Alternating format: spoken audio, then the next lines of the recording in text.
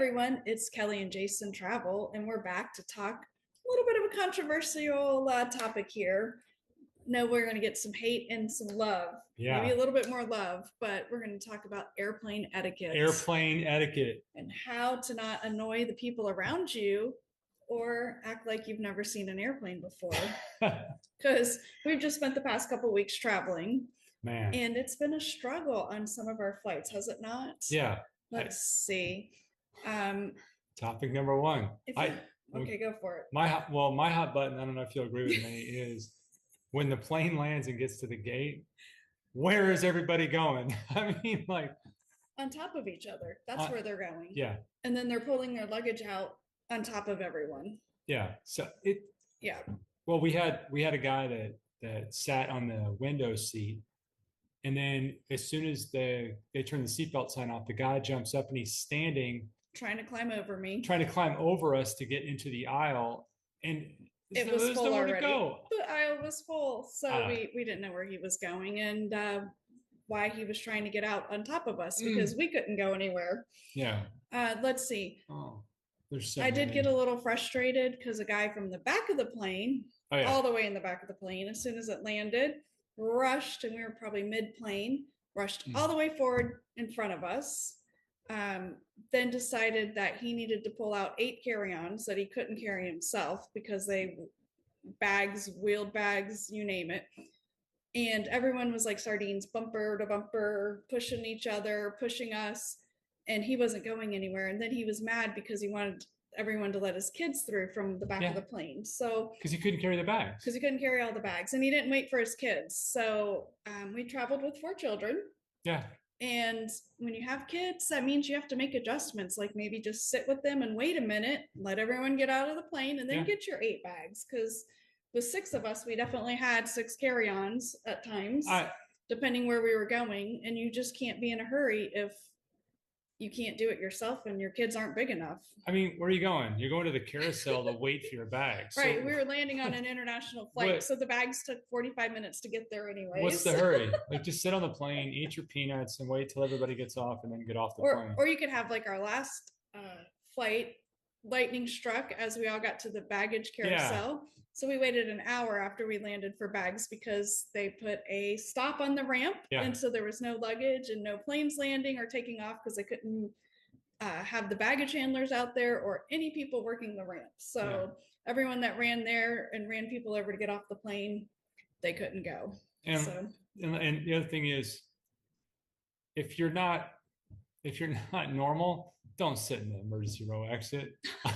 I mean, I'm just saying, like, well, that one's if you're not controversial because capable, most airlines you have to be 16 or 18 to be in the yeah, emergency row, but JetBlue really doesn't man, check that. And so there were some ones that looked a little young to be in I there. want the most capable person in the emergency exit row. I'm just saying, I'm just throwing it So out if you're a there. first responder, try to get there because that's who Yeah, we want to listen to. please.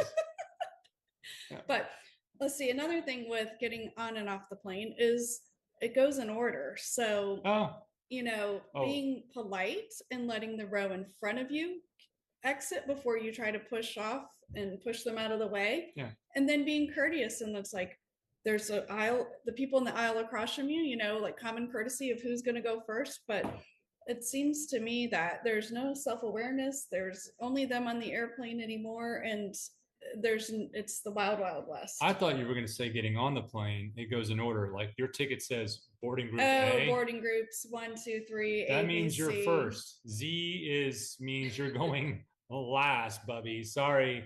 I know you forgot, or maybe because you've never flown before, you forgot you had to check in, or I don't know what happens, but you got Z. So just sit in the And terminal and you just have a wait. seat unless you're on Southwest, so it really doesn't matter. Yeah, your seat is there. And Southwest is even changing that. I mean, Yeah. that's a whole nother topic we'll get into because we were talking to one of the pilots of why they're changing. But yeah, so boarding groups.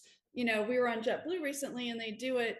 I know no one thinks that it's logical or in a logical order, but when you're in a boarding group, it's because they load the window seats, then the middle, then the aisle. So that You way mean they you don't have to actually get back up they and let thought the about aisle it? person in, and it doesn't slow down the process. But when they're all rushing their boarding times and they're overwhelming the poor gate attendants, and she keeps trying to tell them that they're not in the right boarding group, it just slows the process down for everyone. And we all want to get on vacation. So follow not the so much the rules, process. but the process The that they put in process. place, because they make it the fastest if everyone follows along. Personally, if I could get on a plane with my wallet and my cell phone and that's it, I would get on dead last. If I knew I had a seat, I'm on last. I'll let everybody else file their butt and their hips and their elbows and their bags, rubbing shoulders all the way down to the end of the plane. And I'll get on last and rub my butt and my shoulders and my elbows all the way to my seat, and then just sit down and just have a